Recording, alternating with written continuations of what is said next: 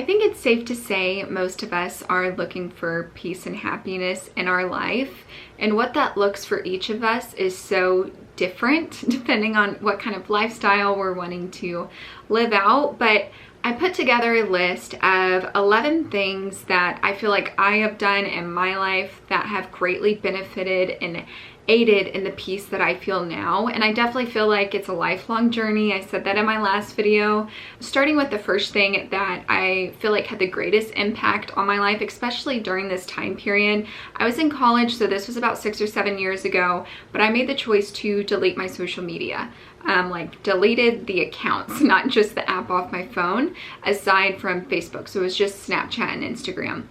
And it wasn't until I deleted it that I realized how much mental turmoil these apps were causing me, and the sense of feeling like FOMO, comparison to others, just it had really taken a toll on my self-esteem and the way I was using the apps. Maybe if you don't want to delete social media, because I get it, that's kind of just the world we live in now, definitely limit it and edit your consumption as to who you follow and the things that you are consuming on a regular basis. And I don't want to harp on it too much because I got other things we need to get into, but that is my biggest tip I could give anyone, would be to really kind of put themselves in check and see how they feel without having social media for a bit. Like if you feel better, that should tell you everything you need to know. The second thing I recommend when finding peace is starting to view failures as pivots in your life. So when I think about life, I like to picture it as a mountain, and at the top is your life purpose, and that could be career related or outside of your job. But whenever we are climbing this mountain of life, some people, they can tell you like right at the top where they are headed. My sister, for instance, she always knew she wanted to be a doctor. So like, let's just put doctor right here. And so her journey to her purpose was straight up that mountain. Like she didn't need no shortcuts. She just went straight up that mountain.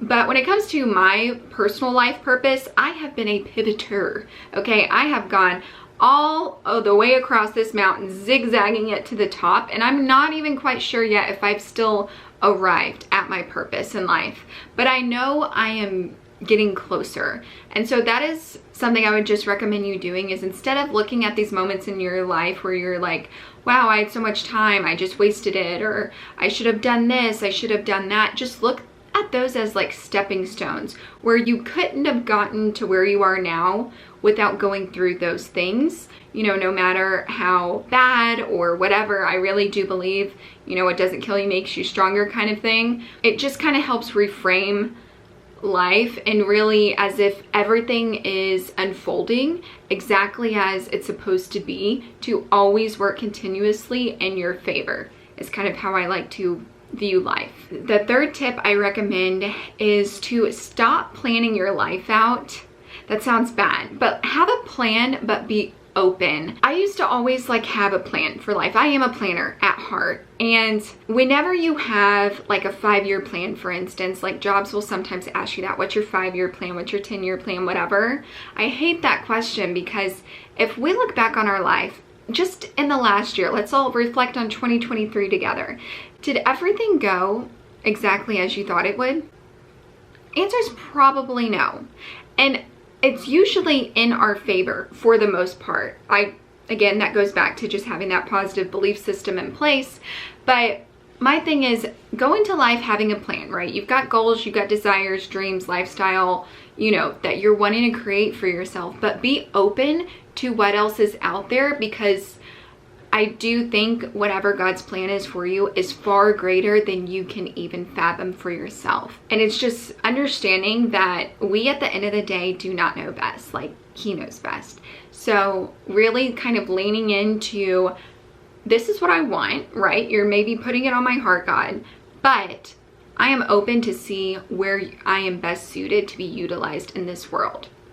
I think that's a prayer I've said multiple times, of just show me the path you want me to be on, instead of selfishly it being the other way around of, hey God, I want this, give it to me.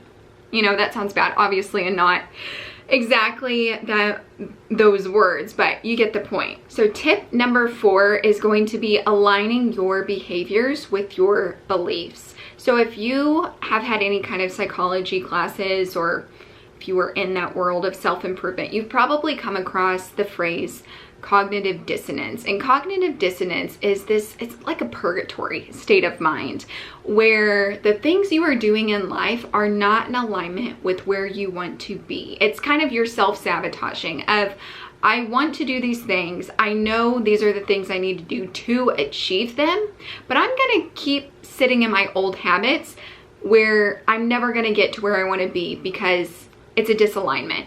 And it is the most frustrating state to be in. Like if you are wanting to save money, but you keep spending it and you're like guilty, you feel guilty afterwards, that is the state of cognitive dissonance, is knowing you are not making the best decisions for yourself. So the next tip, which I feel like has been a recent life lesson, probably within the last year and a half, at least for me specifically, has been to really take accountability for your actions.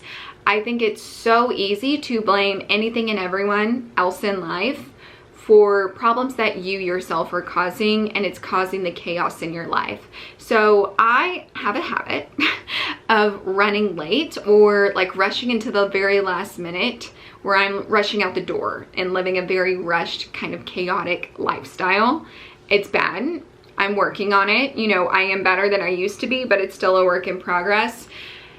And you know, when you're already running late and then you hit traffic, or someone gets in an accident in front of you, or maybe you get stopped by the train, or you hit every red light, and in your head you're like, oh my gosh, like the train made me late. Well, I hit every light. Really, if we would have left earlier, we would have given ourselves enough time for any of those things to happen, like having a flat tire, giving yourself enough time where you could have changed a tire and still arrived to wherever you needed to be. That is kind of what I'm getting at of, it's easy to blame everyone else around us but ourselves, because hello, sometimes we need to look in the mirror. And I'm saying this all from the place of, I have been through these things, I am still dealing with these things, but overall I feel like these are kind of the keys, at least in my life, to achieving peace, is taking accountability for your actions and really owning it, whether it's good or bad, but just having big enough balls to be like, yeah, I did that, unfortunately. Tip number 6 is to do the hard thing. So I like to refer to this as self-parenting. We have got to realize that, you know, no one is going to force us to do these things as an adult. And that comes with freedom of like, yay, I don't have to do these things, like no one's making me, but you still need to do the things, right? You still need to get in bed at an early enough time for you to be awake and successful at your job the next day. Like that is in your benefit. And don't get me wrong, those are so hard to do. I am definitely struggling with this part right now, and that has always been a really bad habit of mine. A mindset I have been trying to put myself in is, one, how does this make me look to my future kids? Like if I had children right now, because I don't, me and my husband are married with no kids, how would my kids be viewing me through their eyes? Would they feel rushed and chaotic too in the mornings when I'm rushing into the last minute to do things? Probably, yeah. And I don't want that. I don't want them to have that mentality of our family of like, oh, that's just our family, we're always late to things, or anything like that. So that has helped me, as well as, if I don't want this for my kid, why do I want this for myself? So treating yourself as the child of, and this goes back to the video I made about making peace with food. If we are so hell-bent about like feeding our children healthy meals, not letting them have soda, all the things, but we're willing to consume those things ourselves, there's an issue with that. You're willing to do that, make the decision for your kid because they're your kids, you know, whatever, but you're not willing to make the hard decision for yourself. There is a huge issue in that, and I definitely encourage you to dive deeper if you are struggling with that. Tip number 7. This is one I learned 2 years ago, and I've come such a long ways, and it is learning to manage your anger. Anger is obviously like the exact opposite of peace, right? And I read a book, I have it somewhere in my room, and I think it's in that back corner in the closet, but it's a book called Hunt, Gather, Parent. And in the book, she's going and visiting these cultures like outside of the US, and one of them associates anger with immaturity. And ever since then, that has totally reframed the way I look at anger I really do feel like I was a very easily angered person at one time in my life. And especially when I was coaching, things would just drive me up a wall when I was coaching volleyball years ago. And so that's what I've been trying to work on in the past few years, is just always maintaining a state of calm and peace. And, you know, if we are expecting these little kids to handle and deal with their emotions, but yet we can't even handle our own, like, that is just, it's a little hypocritical. But also, like, yeah, emotions are difficult to handle. I don't think anyone's going to argue with that, but it just really resonated with me. Like, we as the adults need to be in control of our emotions, no matter what they are. I just feel like anger is usually the one that either gets out of hand or is used as an excuse. And let's be honest, like, you know, when we do get angry, it's coming from a place of hurt or, you know, being triggered. But that is a time where you can say things you don't mean. I just feel like nothing good comes out of it. What I've been doing to try and maintain my own anger has just been taking a breather, like choosing not to say anything and just like listening, or choosing to bring it up at a later date, whatever it is that kind of ticked me off, or just choosing to let it go. I think a lot of things can probably be let go depending on how sensitive you are, because I am a sensitive person. So that was a big one for me, of just like, is this really that big of a deal in the grand scheme of things? You know what I mean? So that is just my advice for that. So tip number 8 is to make every day count. So this is something I'm working through right now of, you know, I do have these goals or things I would like to accomplish one day, but I'm not doing the hard work. And this goes back to the self-parenting. This goes back to holding myself accountable, but it's just doing something that moves the needle forward every day to whatever you're trying to obtain. So making sure that at the end of the day, you can say, yes, I did at least one thing I needed to do that really is going to move the needle and the big picture, like the grand scheme of things. We're walking the path towards wherever we're headed. We're going up the mountain, you know what I mean? Number 9 is, oh, I love this one, but it's just to enjoy the little things. It's taking note of things that maybe make you happy that are little. So for me, I feel like my first aha moment was when I was in college. Again, lots of self-discovery since college and while I was in it. 20s are dog years.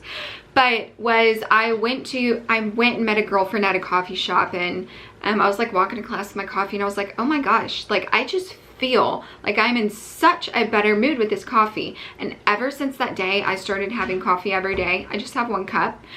But it really does affect my mood in the best way possible. I wish I didn't have to have coffee, but you know, 1 cup ain't gonna kill me a day. And there was a time last semester, so I'm a teacher, so I'm like, that's how I break up my years, semesters. And I think October or November, where I was like, I'm gonna switch to decaf just because I only drink 1 cup a day, that surely it's not gonna be that difficult.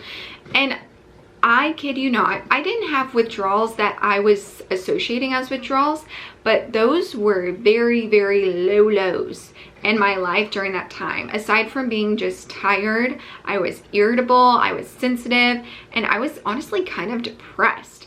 And the only thing I could attribute to of anything that changed was coffee. So I got back on coffee, back to normal. Love it, here for it. So coffee is my thing. Another thing is podcasts I listen to. One of them is called The Bobby Bones Show. I grew up with that. My mom was listening to that when I was in the car when I was little, and they're still on the radio. iHeartRadio, look it up, The Bobby Bones Show.